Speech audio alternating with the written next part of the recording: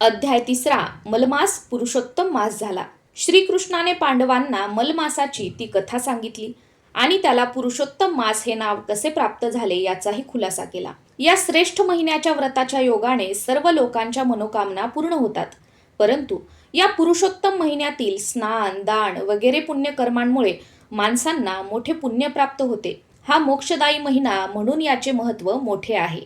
अशा प्रकारे महत्त्व पावलेला तो मलमास पुरुषोत्तम मास म्हणून श्री विष्णूंबरोबर गरुडावर बसून वैकुंठ लोकात आनंदाने परत आला.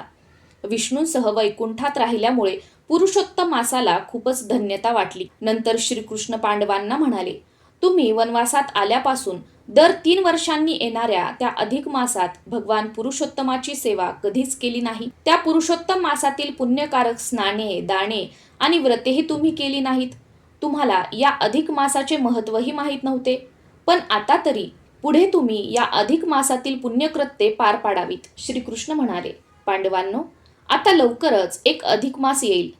त्यात तुम्ही सर्वांनी या पुरुषोत्तम मासातील व्रते जर केलीत तर तुम्ही सारेजण साऱ्या दुःखातून मुक्त व्हाल.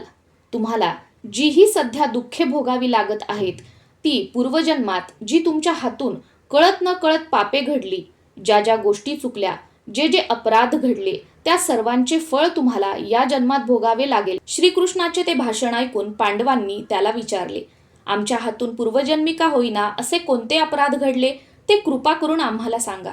श्रीकृष्ण म्हणाले, ही पांचाली म्हणजे माझी बहीण द्रौपदी.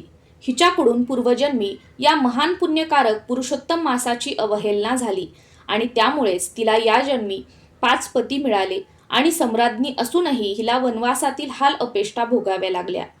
ती हिची पूर्वजन्मीची कथा आता मी तुम्हाला सांगतो, ती शांतपणे ऐका. ती कथा पुढे 4थ्या अध्यायात दिली आहे. ती कथा सूत मुनींनी सांगितली आणि शौनकादिक ऋषींनी शांत चित्ताने ऐकली.